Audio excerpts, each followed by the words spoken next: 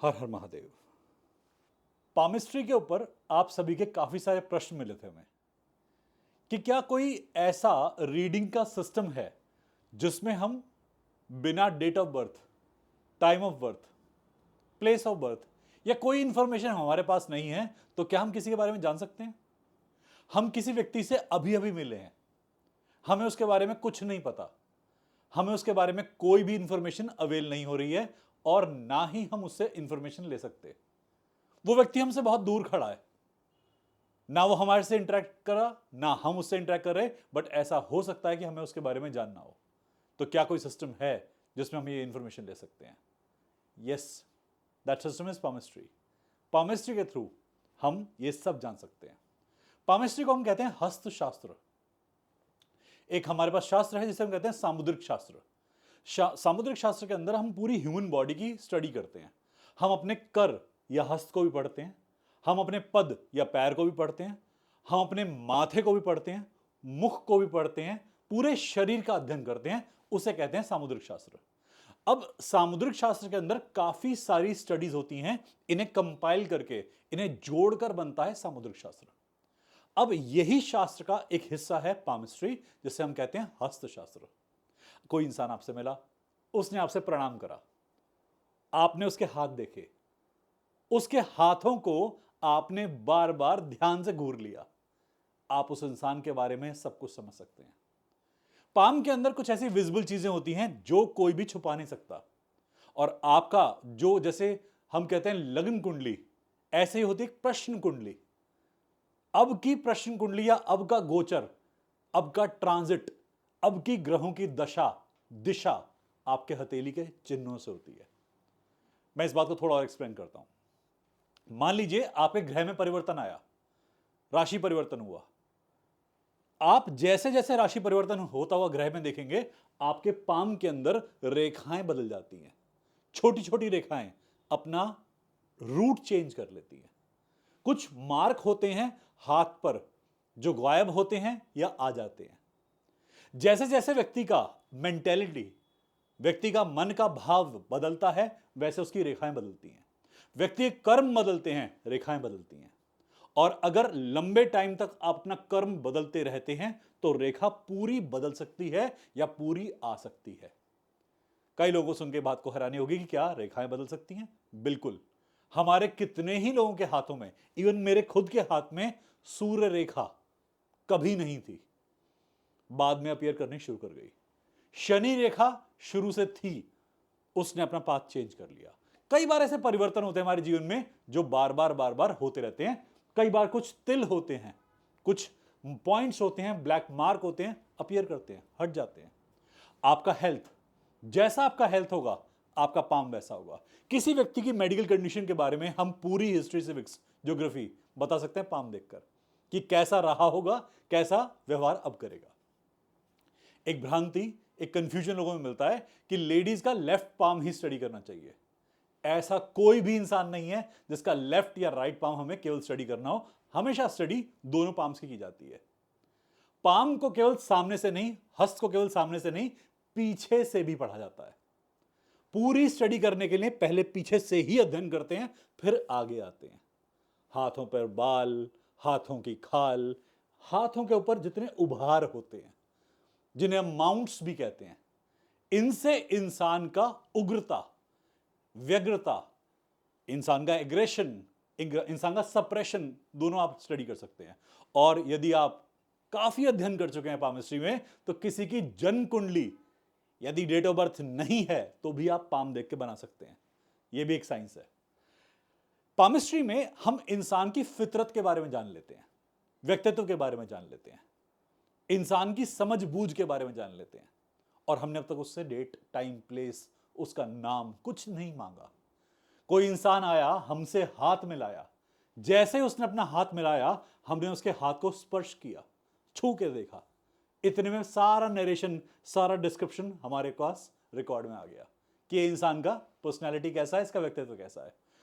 व्यक्ति को जानने के लिए कई सारे शास्त्र हैं, किसी व्यक्ति का कर्म समझने के लिए कई सारे शास्त्र हैं, पामिस्ट्री उनमें से एक है। और मुझे ऐसा लगता है, जहां तक मेरी सूझबूझ कहती है, समझ कहती है, कि पामिस्ट्री एक बहुत इंपॉर्टेंट शास्त्र है। आपको अपनी ह्यूमन बॉडी के बारे में पता होना ही चाहिए। हाथ पैरों की स्टडी, ये सब कुछ होना ही चाहिए। एक प्रश्न किसी ने हमसे पूछा था कि क्या पामिस्ट्री से आप समय का पता लगा सकते हैं, टाइम बेस्ड प्रेडिक्शन दे सकते हैं? तो यस, हमारे इस बार के करिकुलम में आपके पास टाइम बेस्ड स्टडी भी है। लाइंस तो पढ़ाते ही पढ़ाते हैं, हर कोई पढ़ाता है लाइंस के बारे में, अंगूठे के बारे में, उभार के बारे में, माउंट्स के बारे में, कट्स के बारे में, हर कोई पढ़ाता है। बट डेथ कब होगी, लाइफ कितनी होगी, लाइफ के कौन से फेज में क्या आने वाला है, जिसे हम एस्ट्रोलॉजी में गोचर भी कहते हैं, ट्रांजिट भी कहते हैं, ये इस बार हमारे इस करिकुलम में आपको मिलेगा। कुछ मेजर लाइन, कुछ माइनर लाइन, माउंट्स, फिंगर की शेप, कोई फिंगर मुड़ी हुई है तो क्यों मुड़ी हुई है, किसी एक फिंगर का बेंड किसी एक फिंगर की तरफ है तो इसका मीनिंग क्या होता है। ये सभी प्रश्नों का उत्तर हम पाम से देखकर दे सकते हैं बहुत आराम से। पामिस्ट्री के दो वर्जन होते हैं। एक वर्जन वो होता है जो हम आपके पास लेके आएंगे, जहां पर हम दूर से भी पाम को देखकर, तस्वीर देखकर पाम की, उसको पढ़ सकते हैं, जहां पर मेजर प्रेडिक्शन हो जाती है। एक पामिस्ट्री का वो हिस्सा होता है जहां हम मैग्नीफाइंग ग्लास लेके बैठते हैं। उसके लिए हमें तस्वीरें बहुत क्लियर चाहिए होती हैं और हमारे पास में मैग्नीफाइंग ग्लास अवेलेबल होना चाहिए या क्लाइंट हमारे सामने होना चाहिए। वो हम एडवांस में आपको पढ़ाएंगे, वो हम आपके पास जब आगे वर्कशॉप्स आएंगी वहां आपको सिखाएंगे कैसे काम होता है। यहां पर आप जितनी रीडिंग सीखेंगे इससे आप किसी की रीडिंग कर सकते हैं, बेसिक फितरत जान सकते हैं। तो कुछ पॉइंट डिस्कस करते हैं कि हमारे पास पाम में क्या क्या पॉइंट्स अवेलेबल होते हैं, हमारे पाम से हम क्या क्या देख लेते हैं। जैसा हमारे हाथ का ये प्रिंट आपके पास यहां दिखा रहा है, आप देख सकते हैं यहां पर एक अंगूठा, चार उंगलियां, ये हमारे पाम की बेसिक कंस्ट्रक्शन होती है। उंगलियों को अगर आप ध्यान से देखें तो उंगलियों से हम ग्रहों को डिनोट करते हैं। यह आपके करिकुलम में आपको बताया जाएगा कि कौन कौन सी उंगली कौन कौन से ग्रह को डिनोट करती है, हाथ का कौन सा हिस्सा किस प्लैनेट को डिनोट करता है। जैसे यहां थंब है, थंब हमारे पास मार्स को डिनोट करता है, किसी की ऊर्जा को मार्स को डिनोट करता है, यह जुपिटर को भी डिनोट करता है, यह आपकी ऊर्जा को डिनोट करता है, यह हर उस प्लैनेट के बारे में इंफॉर्मेशन देता है जो आपकी एनर्जी को डिपिक्ट करता है। सन, जुपिटर, मार्स, इन तीनों का संबंध अंगूठे से होता है। हमारे यहां तर्पण करते हुए अपनी ऊर्जा को नीचे करने का प्रावधान है कि अंगूठे को हम नीचे झुका देते हैं तो रिलीज की एनर्जी होती है। अंगूठे से तिलक लगाते हैं तो तिलक में अंगूठा ऊपर को उठाते हैं, ऊर्जा को ऊपर को उठाते हैं, तो एक इंक्रीज करते हैं एनर्जी को, एक राइज करते हैं एनर्जी में। पहली फिंगर यदि आप यहां से स्टार्ट करते हैं तो ये जुपिटर, बृहस्पति को डिनोट करती है। सेकंड फिंगर शनि को डिनोट करती है। थर्ड सूर्य, सन को डिनोट करती है। फोर्थ मरकरी या बुध को डिनोट करती है। अब यहां पर कई लोग कहते हैं कि यहां तो हमारे चार ही ग्रह आ पाए, बाकी सारे ग्रह कहां चले गए। यह शुक्र का एरिया, ये आपके मून का, चंद्र का एरिया, अब इसमें मंगल का एरिया नहीं आया, तो इतना एरिया मंगल का यहां पर और मंगल का कुछ एरिया यहां पर। अभी आपको आने वाले दिनों में बताया जाएगा कि ऐसा ही डिस्ट्रीब्यूशन क्यों हुआ। इसके भी रीजन है कि यह उंगली बृहस्पति की ही क्यों है, यह उंगली शनि की ही क्यों है, यह सूर्य की और यह बुध की ही क्यों है। अगर हमने इसे ऊर्जा बोला तो यही अंगूठा ऊर्जा क्यों है। और जब हम ऐसा कहते हैं कि इवोल्यूशन में काफी पीछे थे, वानर थे, बंदर थे, तो हमारा अंगूठा ऐसे नहीं काम करता था, उंगलियों की भांति अंगूठा भी यहां था। तब हमारी पामिस्ट्री में क्या रेलेवेंस थी, और अंगूठा इस तरफ आने से कौन सी रेलेवेंस आई। कार्मिक क्लियरेंस के लिए इस अंगूठे का योगदान क्या है। आपके पास ऐसे बहुत सारे क्वेश्चंस हैं और हमारे पास उनके बहुत सारे ऐसे आंसर्स हैं जिनसे कि आपको बहुत समझने में सहायता मिलेगी, अपने कर्म को समझने में सहायता मिलेगी। हम अपने हाथ को देखकर अपने कर्म को निर्धारित कर सकते हैं। जैसा आप इस चार्ट में देख भी रहे हैं, काफी सारी लाइंस शो करी गई हैं। इन लकीरों को, इन रेखाओं को समझकर काफी सारे आप प्रेडिक्शंस कर सकते हैं। ध्यान से देखिए, ये आपका पाम आपकी ऊर्जा का संग्रह करता है।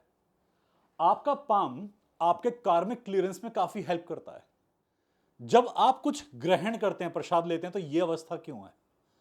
जब आप दान देते हैं तो यह अवस्था क्यों है? दान में आपकी हथेली से होकर, उंगली से होते हुए दान नीचे क्यों जाना चाहिए?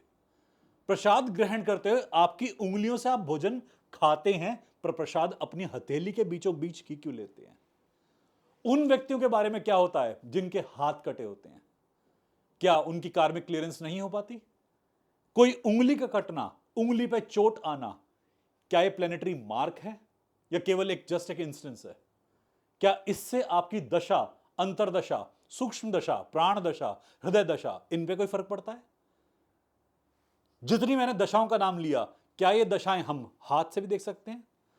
ये सारा कुछ डिस्कशन हमारे पास आएगा। पामिस्ट्री एक ऐसी चीज है जिसे आप अगर अपनी नॉलेज में एक्यूमुलेट करते हैं तो आप बहुत बढ़िया कंक्लूजन ड्रॉ कर सकते हैं। देखिए, मैं खुद एक एनर्जी प्रैक्टिशनर हूं। एनर्जी प्रैक्टिशनर होने के नाते मैं ऑरा स्कैन करके काफी सारी बातें पता लगा सकता हूं।